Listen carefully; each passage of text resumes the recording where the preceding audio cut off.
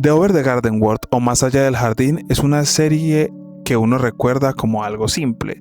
Dos hermanos perdidos, un bosque extraño, personajes raros, canciones, calabazas, una rana, un pájaro que habla y una bestia escondida entre los árboles.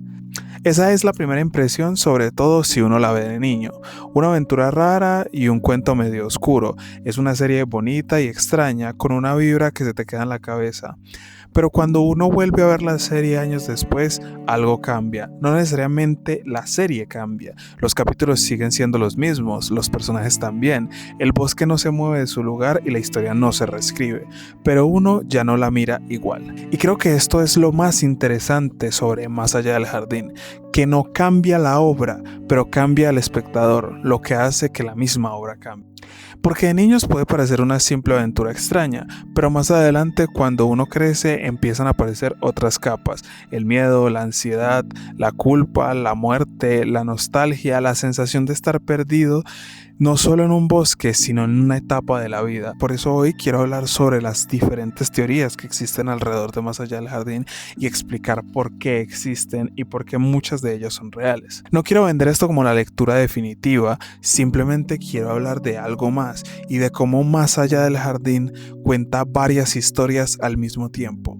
Y en general hablando sobre cómo una historia bien contada se encuentra en diferentes momentos dependiendo del momento de la vida en la que estés viendo.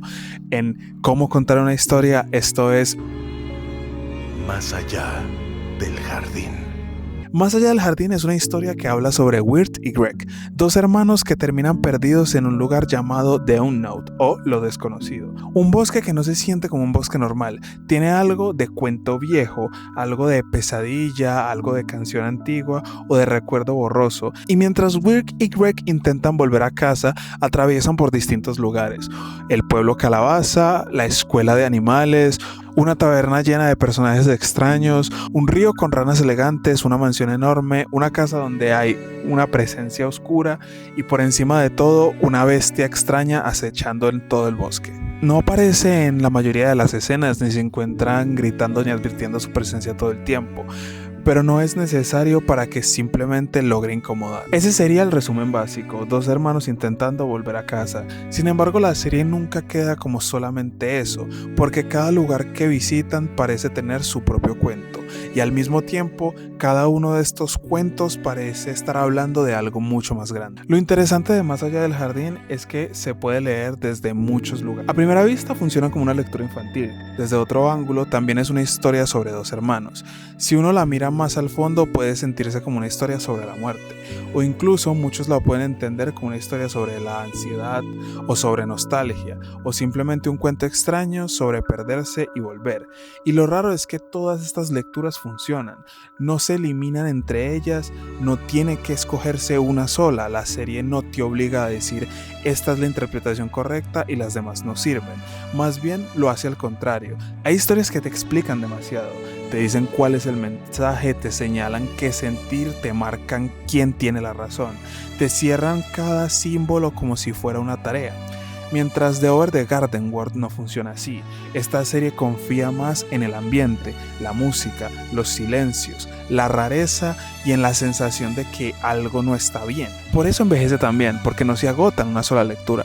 La ves una vez y entiendes algo, la vuelves a ver unos años después y entiendes otra cosa, y luego de regresar a ella otra vez parece abrir siempre una puerta distinta. Pero para mí una de las mejores cosas que esta serie puede llegar a tener es que no depende solo de la historia que cuenta, también depende de cómo decides mirarla. La serie no llega y te dice directamente, esto significa la muerte, este personaje simboliza la infancia, este momento habla de ansiedad, esta escena representa crecer. Nada de eso aparece explicado de una forma tan obvia. En su lugar, la serie construye imágenes, un bosque, una linterna, una bestia, dos hermanos perdidos, canciones que parecen infantiles pero suenan extrañas, lugares bonitos que al mismo tiempo dan algo de miedo. Por eso cada persona puede salir con una conclusión distinta. Para alguien la serie puede ser una historia sobre volver a casa, para otra persona puede ser una historia sobre la muerte, para alguien más puede ser solo la despedida de la infancia. Otros espectadores pueden quedarse con la ansiedad de Wirt. También habría quien simplemente recuerda la estética, las canciones canciones y la sensación de otoño, y ninguna de esas miradas necesariamente está mal, porque la serie está construida para permitir eso. Está hecho como estos cuentos antiguos que parecen simples cuando te los cuentan de niño, pero a los años después entiendes otros mensajes ocultos. Ahí entra el efecto nostalgia, porque no solo recuerdas la serie, también recuerdas quién eras en el momento en el que la viste. Y para mi gusto entramos a una de las partes más interesantes de la obra, y es que Wirt y Greg no solo son dos personajes protagónicos, también son dos formas de mirar el mismo mundo. Greg mira lo desconocido desde la curiosidad, desde el juego, las canciones, desde la imaginación y desde su capacidad absurda de encontrar algo divertido incluso en el medio de una situación horrible. Greg encuentra una rana y le pone nombre, llega a un lugar raro y se adapta, se mete en problemas pero muchas veces no entiende por completo el peso del peligro. O mejor dicho, muchas veces lo convierte en algo más ligero. Wirt, por otro lado, atraviesa el mismo mundo desde el miedo, desde la vergüenza, desde la ansiedad o la inseguridad. Él piensa demasiado, duda demasiado de sí mismo, se preocupa por cómo se ve, por si se equivoca, por si hace el ridículo o si toma decisiones equivocadas. Entonces el mismo bosque cambia dependiendo de quién lo mira. Para Greg muchas cosas pueden sentirse como una aventura, para Wirt esas mismas cosas parecen una amenaza. Ese contraste es brutal, porque la serie no necesita cambiar de escenario para encontrar dos historias distintas, solo necesita poner a Wirt y a Greg enfrentar el mismo lugar.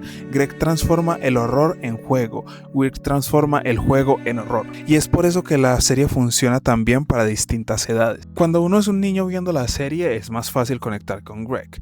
Greg es motivación, es alegría, es imaginación, es despreocupación. Es una forma de vivir donde todavía no estás midiendo cada decisión, todavía no piensas todo el tiempo en las consecuencias, todavía no sientes que cada cosa que haces puede salir mal. Greg no necesita entenderlo todo para vivirlo, y eso es muy de la infancia. Cuando eres niño muchas cosas pueden dar miedo, pero incluso el miedo puede convertirse en un juego.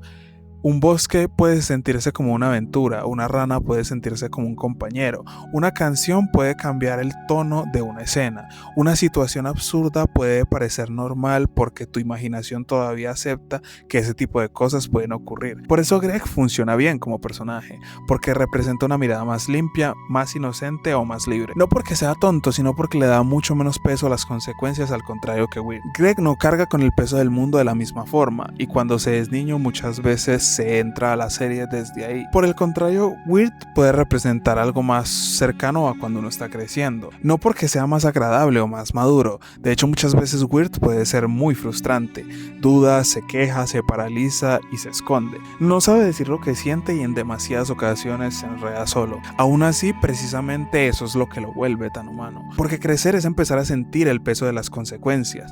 Ya no todo parece un juego, no todo se resuelve cantando. La aventura deja de sentirse tan sencilla, y a veces hablar con alguien da miedo, tomar una decisión te paraliza. Quieres hacer algo pero estás pensando tanto en lo que puede salir mal que al final no haces nada, y eso es Wirt. Wirt no está perdido solamente en el bosque, está perdido en sí mismo, en sus inseguridades, en su vergüenza, en el miedo a actuar, en la incapacidad de decir lo que realmente se quiere decir. Más adelante empiezas a entender que está cargando con algo que Greg todavía no comprende. Wirt tiene miedo, y ese miedo se siente demasiado real, porque en la misma vida es real. También cabe aclarar que esto no deja de ser una caricatura, y siguen siendo personalidades caricaturizadas y llevadas al extremo, pero inclusive en esos matices se puede llegar a entender la complejidad de los personajes y la razón de ser de cada uno de ellos. También podemos analizar que la historia externa de Over the Garden World es simple. Wirt y Greg quieren volver a casa, es el viaje, es el objetivo visible, pero debajo hay otro tipo de historia, una historia más interna, la de Wirt aprendiendo a actuar, dejar de esconderse, de cuidar de Greg y de no rendirse. Durante una parte de la serie, Wirt espera que alguien más tenga las respuestas, busca una guía, confía en Beatriz, quiere una salida clara y quiere que el mundo le diga qué hacer. Pero lo desconocido no funciona así, es confuso, es raro, es ambiguo y casi siempre cambia. Es casi como crecer. Y al final Weird no se salva porque entienda todo lo que simboliza el bosque, tampoco porque descubre la teoría perfecta ni porque representa al héroe invencible. Se salva porque toma una decisión, elige proteger a Greg, rechaza el trato con la bestia y por primera vez actúa cuando más importa. Eso es lo bonito. La serie no convierte a Weird en alguien perfecto, no lo transforma en un protagonista épico. Solo lo obliga a dar un paso, pero ese paso es de lo más importante. Pero entonces entra la pregunta, ¿por qué Más allá del jardín funciona tan bien en distintas edades? Un niño puede quedarse en la aventura extraña, en las canciones, con Greg, con los personajes raros, con un miedo muy suave hacia la bestia y con eso ya funciona la serie. Un adolescente puede conectar más con Weird, con la vergüenza, con el miedo a expresarse, con sentirse fuera de lugar, con querer decir algo y no saber cómo, con tener una vida y una expresión interior enorme y no encontrar la forma de sacarla. En cambio, un adulto puede encontrar otra etapa, la nostalgia, la muerte, el duelo, la infancia que se va y el miedo a crecer. La idea de que uno no siempre entiende dónde está, pero de igual manera hay que seguir caminando. Ahí está la razón de por qué la serie envejece tan bien. No porque la serie cambie, sino porque tú cambias y es imposible no notar más detalles que vienen con la madurez del proceso. Y el final de Más allá del jardín es especial porque entiende algo que muchas historias infantiles olvidan. Una historia para niños no tiene que ser simple. Puede ser clara, puede ser divertida, puede tener canciones y puede tener chistes. Puede tener personajes extraños, pero también puede tener sombras, misterios, tristeza o miedos. Y temas grandes tratados sin explicar cada cosa como si el espectador fuera tonto y necesitara todas las respuestas. De niños vimos dos personas en un bosque. Con los años empezamos a ver algo más. A Greg intentando convertir el miedo en un juego. A Weird intentando no ser devorado por su propia ansiedad. Y al final uno entiende que tal vez la serie nunca tuvo una sola historia, tenía varias.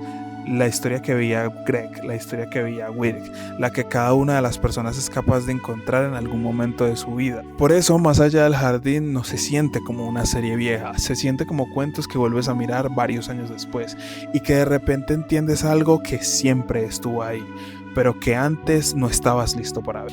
Pero aquí viene la pregunta, cuando volvieron a ver Más allá del jardín, ¿con quién conectaron más? Y si la volvieron a ver de grandes, ¿qué sintieron? ¿La serie cambió o los que cambiaron fueron ustedes? Bueno, no siendo más, yo me despido. Si te gustó el video, no olvides suscribirte y darle like, que si lo viste hasta aquí, eso dice mucho. No olviden comentarme sugerencias de series o películas, que estaré muy al pendiente para sacar nuevas obras como esta.